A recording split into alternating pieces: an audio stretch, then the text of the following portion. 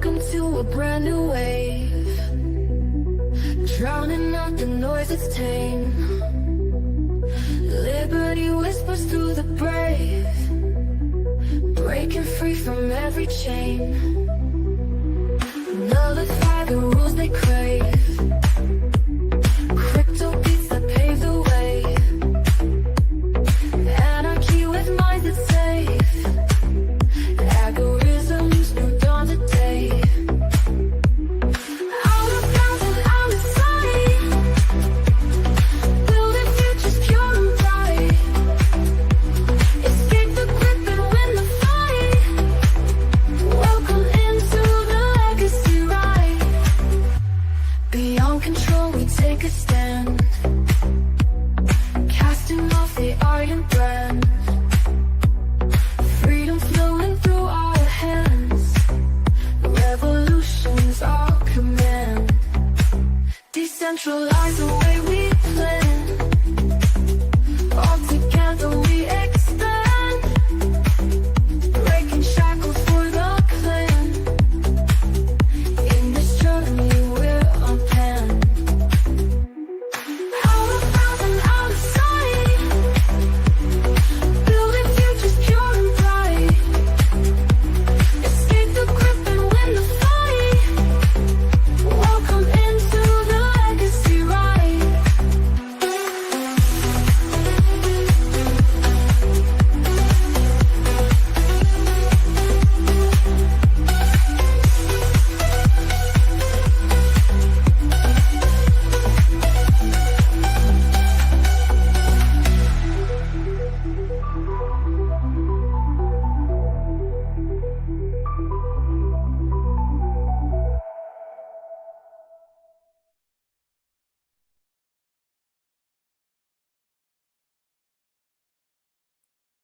There we are, running into your hearts, into your thoughts. We are taking over your mind. This is Legacy News, the half hour or so that you'll never want to miss.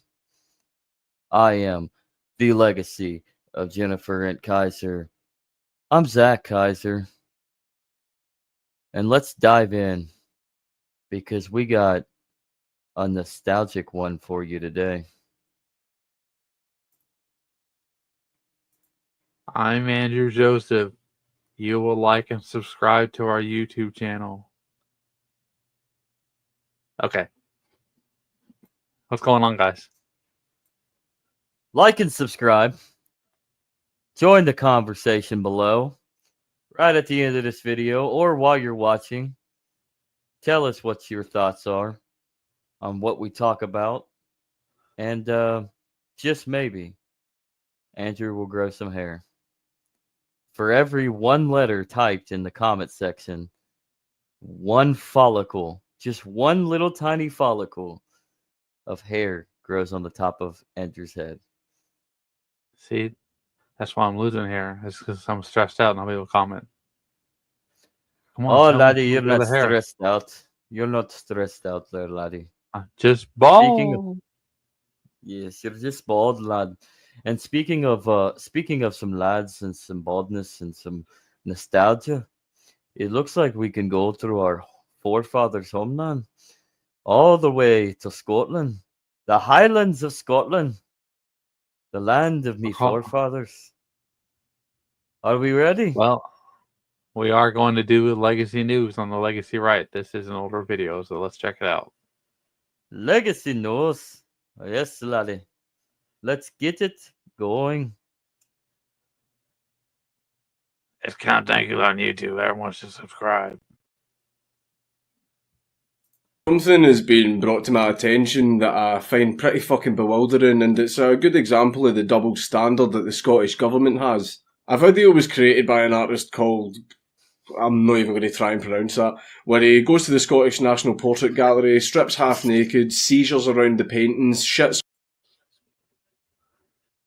Yes, laddie, I don't speak Italian. all over Scottish culture and spits out a few racist comments in the process. Everyone already knows my opinion of art. Although that opinion did slightly get changed by Cripe's video where he spoke about art being used as a form of protest against oppressive governments, so okay then, I can get on board with that. That changed my opinion. But the video that this guy produced is absolute dog shit. I've said time and time again, no culture is free from criticism. Not even the mighty Scottish culture. Alba Gebrath. So this man is perfectly entitled to criticise Scottish culture. I, however, am here to shit all over his criticisms because he's a wee fanny.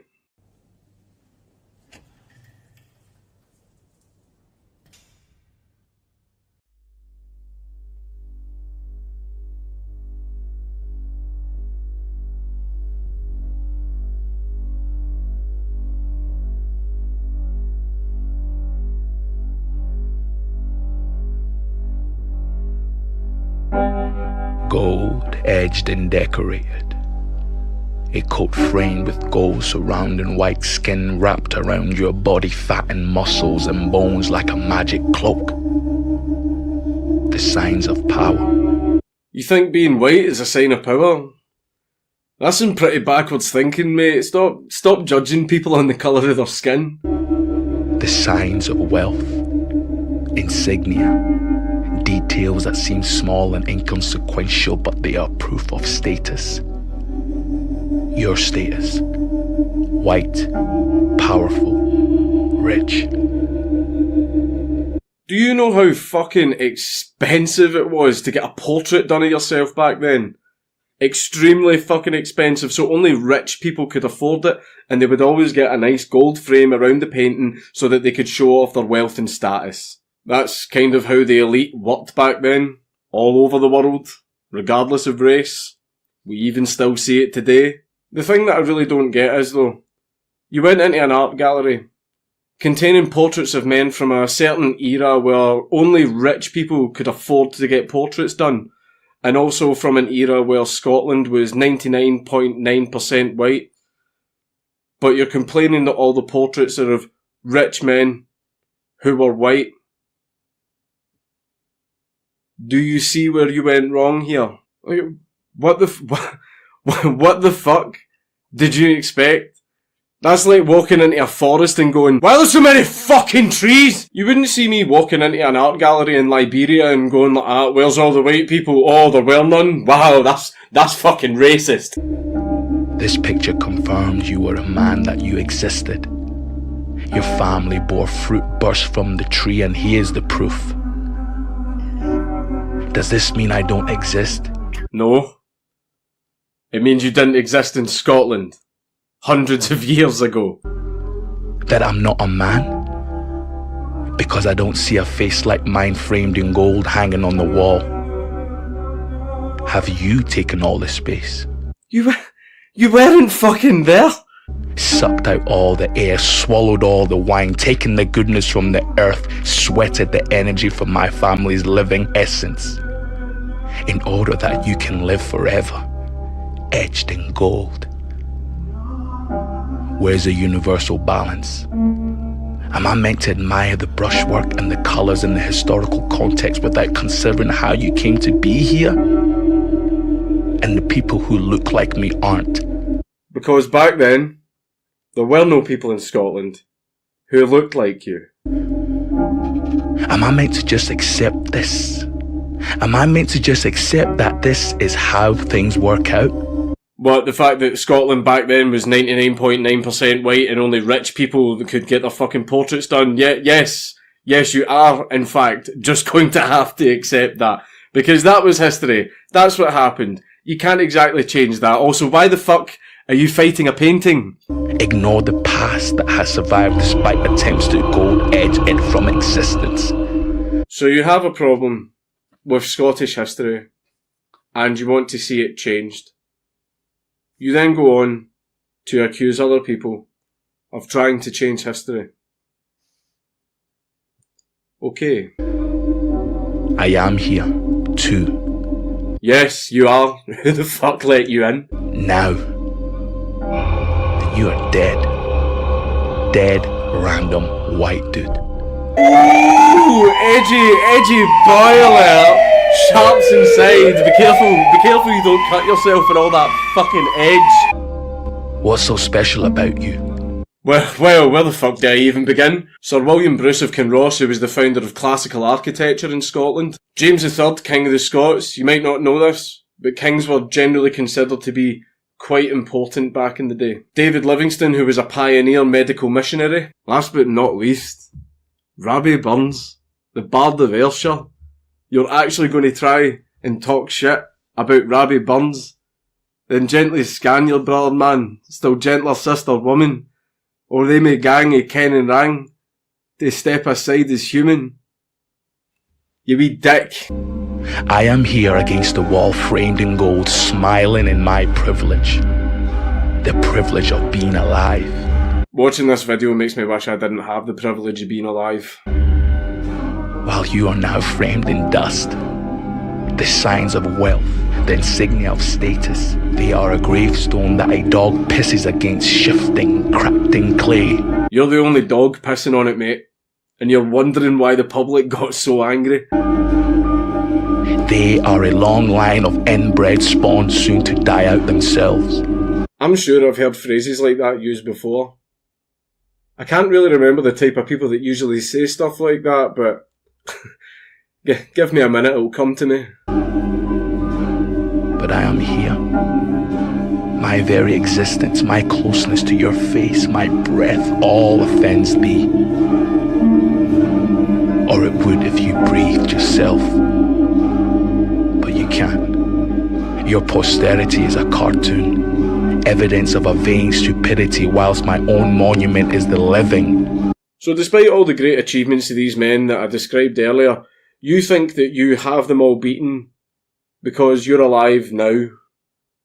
So by a roll of the dice, you were born hundreds of years after these men, and that makes you think that you are better than them. Okay. Pulsing one that is here, next to you, in your hallowed space, every thought an encryption. I am here, now. But I can feel the gravity of mortality pulling me down. I started feeling that too about 30 seconds into this auto-fillating shit heap of a video. Ghost breath stuffing my lungs, the endless gazes of dead, random, white dudes. You can't frame me. I'm a man. That makes no sense. But yes, you can be framed. I did this one for you myself in Photoshop. Lined in gold, son. Lined in gold. Despite you, I see you. I see you. And I'm gone.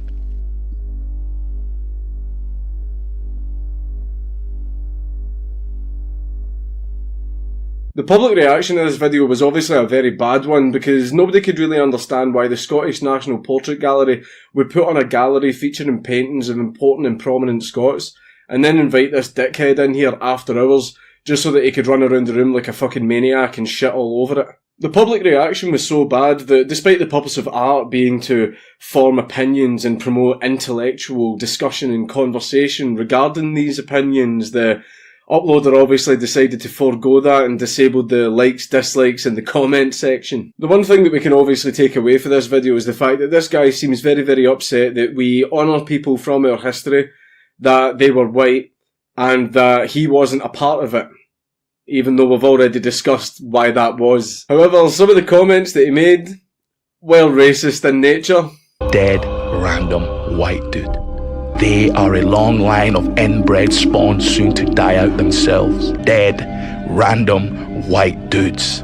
Scotland's finest. Boys in blue don't take kindly to such words, to the point where they even actually arrest people for joking about such things. So to say things like this in a scenario where you actually mean it, well, my son, you're going to suffer the wrath of the crown.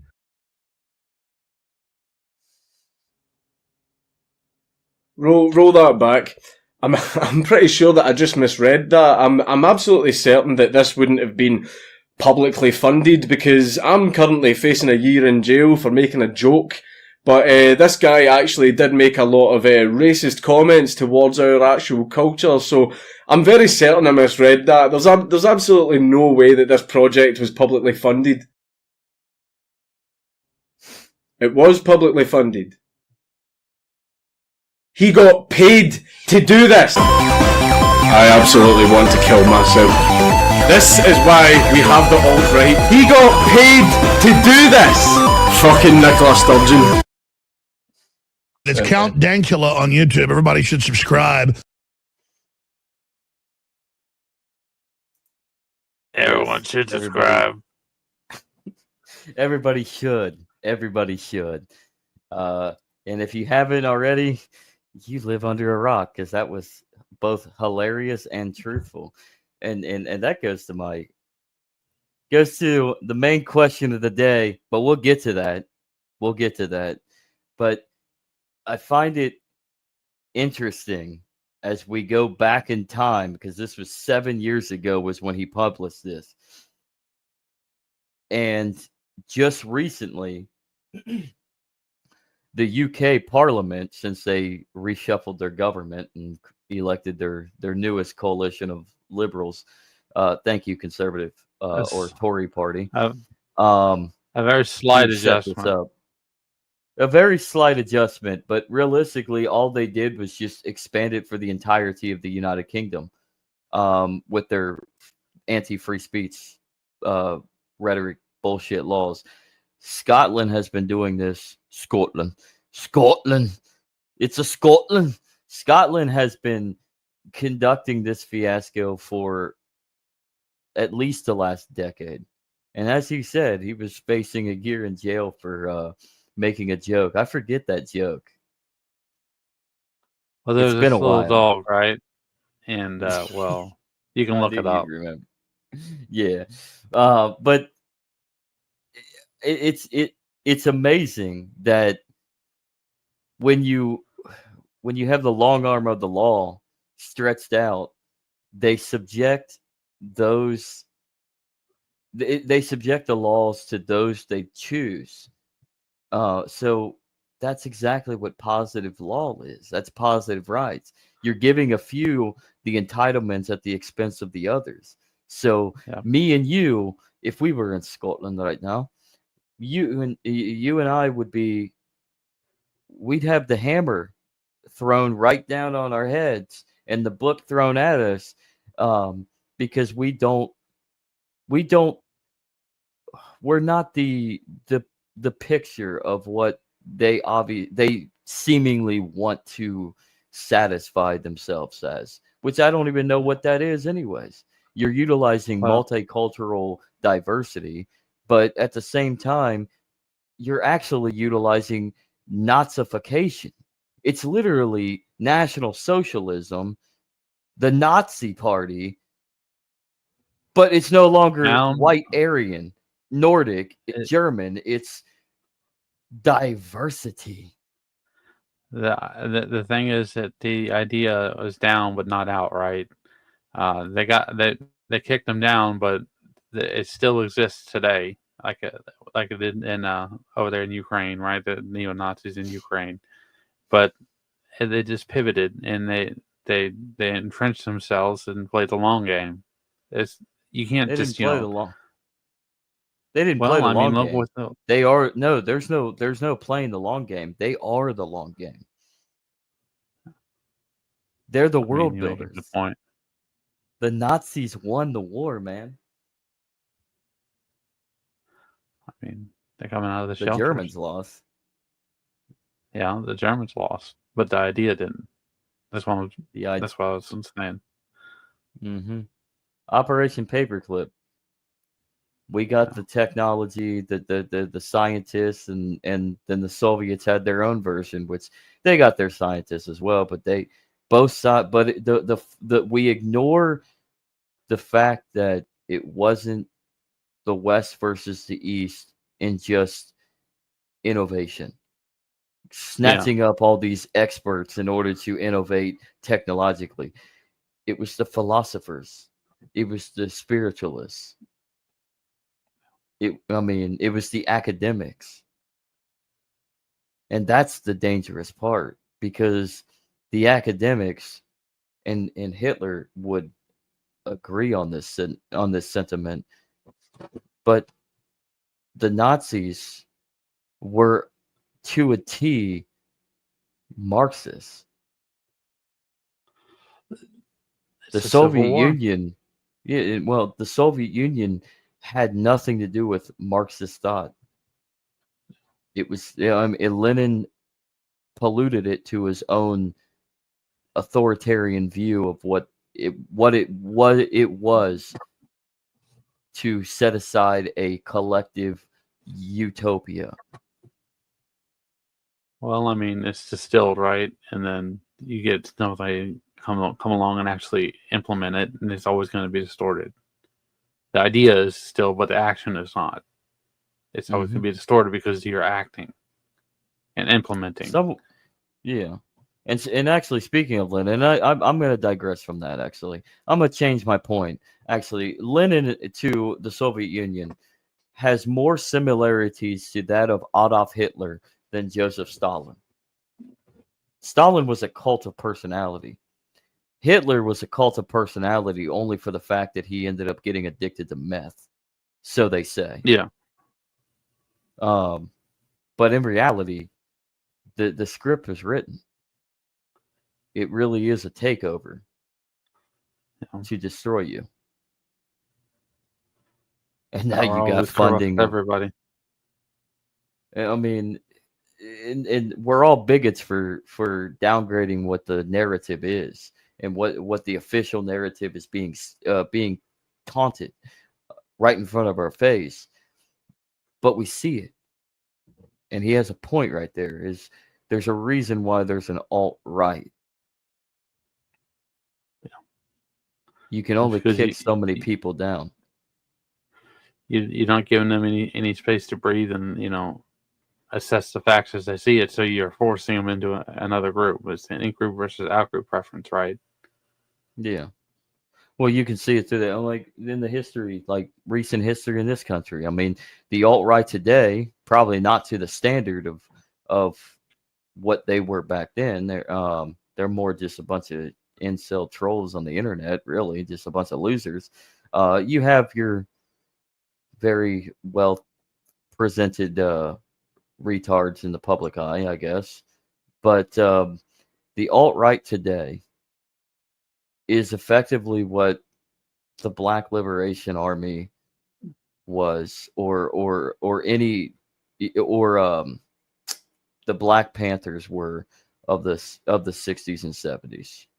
They're extremists against an ideology that pushes you to a breaking point. And that's why the Black Panthers were created. The Black Panther Party was created literally to police their own streets. I mean, isn't that what the mob is for the Italians? No, the mafia was more. They were just a criminal syndicate. They took advantage. Now, is it true that the mafia, the mafia used fear? To supplant their control. And yes, it is true that the streets were probably better off. It was better off in like the streets of New York to have the mob enforce everything because nobody wanted to get unalived. It's not that people respected the mafia. It's that they feared the mafia. The Black Panthers, on the other hand, I mean, no, they legitimately took it upon their own to enforce the streets against the police, who were the brutal gangs. Those were the gangbangers, the police. Yeah.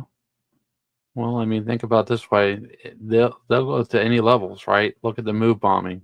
There was this little community in was it Philadelphia? I think it was, and the police used planes because they wouldn't leave the property. Yeah, they used planes back in like the 70s, and they bombed an apartment complex. They were early drones. Or they might have just been a helicopter, but whatever. I think it was smaller planes. Yeah, move bombing. Look it up. Don't just look into it for yourself. Yeah, it wasn't the move bombing, but I guess the guy that they were looking for in a house that was like four doors down or some shit like that was a he was very notably aligned with the move. So, but yeah, man, like the Philadelphia police literally bombed a community, bombed a neighborhood to go after one guy that they suspected in a house that was down the street. They bombed the wrong house and bombed an entire neighborhood. When in reality, all they if they had the evidence to go get that guy, then where was the warrant? Why wasn't a warrant signed, and why didn't they send a team in there to go arrest him? Yeah. There's extremes on both sides. There are. Just people are too impatient. Nobody's willing to work together and try to find a solution. And what kind of pisses me off, him going over this, is everybody the main narrative of the day is white people this, white people that, you're racist, you're bigoted, you're nothing more. Your whole culture is based in racist bigotry. You're evil. You're in incestuous with inbred. First off, I'm gonna sound really, really hateful on this. But there was a lot of inbreeding in every race. That's actually kind of how the human race became. Secondly, there's a lot of inbreeding with blacks. Hate to break it, especially African Americans. I know I'm a bigot now for saying that. But why do you bring that up? Like, why are you bringing like? Do you not understand history? Like, to to to take a counterpoint of of nothing, just to try to exclaim your own racial beliefs? Like, you're a racist. Like, you call me a racist for basically saying all lives matter, which they do to a certain extent until you come mess with me. Then it's FAFO. But all lives matter. All humans matter. I'm a Christian, man. We're here to serve each other in the hands of God. But for you to come out and full blown go racism and then ignore the fact that you're a racist by calling me or you or anybody because of I thought we were over this, man. I thought we were over this. The skin tone of yeah. Martin Luther King had a saying. The content of your character. This is I have a dream speech. I want to live in I want a future for my kids to be judged not by the color of their skin, but the content of their character. And here you are, you racist, doing the exact opposite of that speech. You should be ashamed of yourselves. African Americans, British African, or African British, Afro whatever you call it. You should be ashamed of yourselves because you're doing exactly what you deemed was unfair back in the day. You got treated this way. Why don't you set the example and be the better man? History sucks. Spit in history's face and move on and try to make something better. Yeah. That's about right. Anyways, Andrew, I went on a tangent there, man. You got anything to say? No, we're here at 30 minutes. It's been a good episode. Thanks for watching, guys. Let's roll on out of here. Scratch that, man. Not yet. I want to hear your opinion. I took over. So I kind of want you to get your piece in. Well, I mean, there's counterfactuals, right? And if you can't acknowledge a counterfactual, then you're not arguing with an adult. You're arguing with a child. And it just kind of makes the point right there. It's trying to convince a child that what you're doing for them is right. And they're just not listening. They'll never listen because they're spoiled. Entitlement? Is that what you're getting at? Yeah.